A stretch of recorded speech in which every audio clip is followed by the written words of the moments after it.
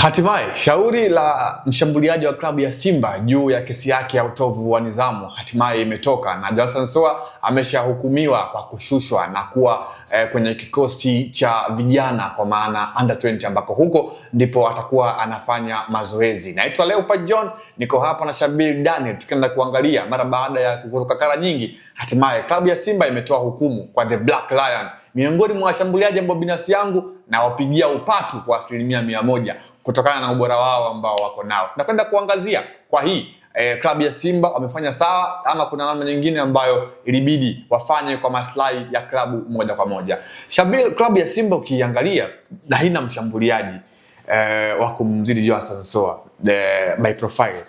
Lakini wanampa adhabu kama hii mshambuliaji kama Soa ambaye angekuwepo kwenye kikosi chao, mimi nafikiri angewasaidia kwa kiasi kikubwa.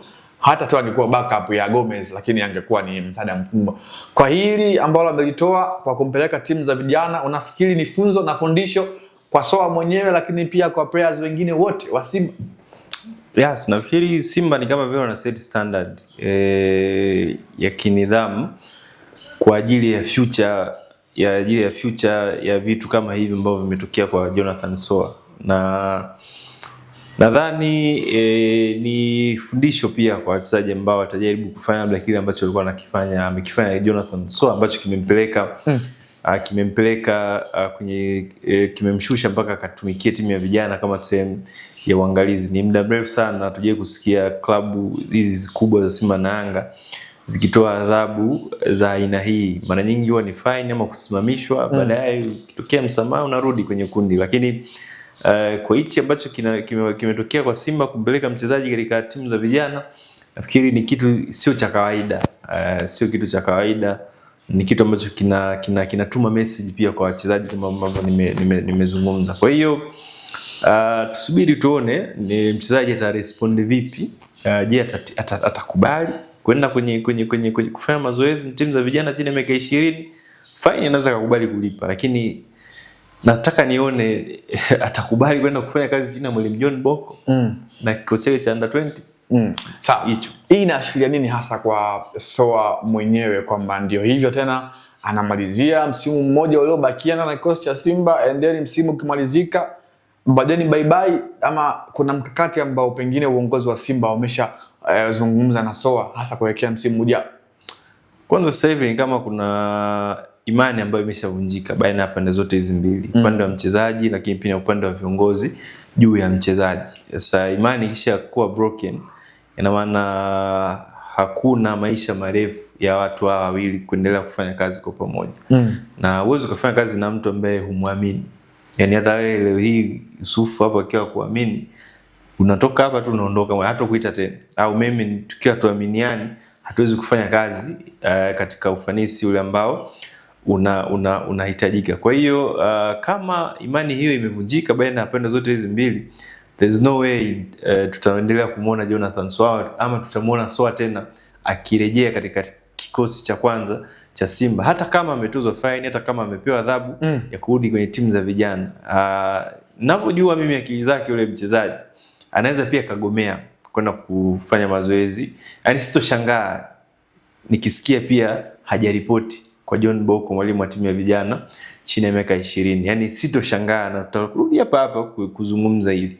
Kwa hiyo ngoja tuone hili litaishia wapi, lakini sidhani kama Simba bado wana malengo ama wana nia kuendelea na Jonathan Soa. Yaani pande zote hizi mbili zinasubiri tu msimu umalizike, wapeane mkono wa kwaheri wa shukrani, basi kila mtu aendelee na maisha yake. Sawa, unakiri kwamba Soa msimu huu of course amekuwa na kiwango kibovu compare na msimu uliopita alipoingia dirisha dogo, kwa maana mpaka hivi sasa ana goli 3 akiwa na klabu ya Simba, na msimu uliopita alifunga goli 13. Kwenye hapo it's not about kuwa na kiwango kibovu. Nafikiri Jonathan Soa kabla haja suspended na klabu ya Simba, huyu ndo alikuwa mshambuliaji bora kwenye kikosi chao, sababu ya takwimu alizokuwa nazo. Mechi 3 za ligi, magoli 3, hakukuwa na mtu mwingine ambaye anamsogelea kwa karibu. Kwa hiyo haikuwa issue ya kiwango kibaya ambacho kiwango kibovu ambacho ndio imemweka, ilikuwa ni masuala ya kinidhamu. Na hata akiondoka Simba kaenda sehemu nyingine, haitakuwa tena swala la kiwango, kwa sababu ni mchezaji ambaye ni mshambuliaji ambaye ameprove kwamba ana uwezo wa kufunga magoli. Akiwa Medeama alifunga, alikuwa top scorer wa ligi, akaenda Al Nassr ya Libya, alifunga magoli mengi kwenye playoff, akasaidia mpaka ile timu kuchukua ubingwa wa Libya. Amekuja Singida mechi 14, magoli zaidi ya 15, 16. Inakuonyesha ni proven goal scorer. Kwa hiyo sio issue ya kiwango, ni issue ya kumanage muda mwingine hisia zake, ya kumanage pia kiwango cha nidhamu zake, ndio kinamfanya ashinde kudumu kwenye timu nyingi ambazo anachezea.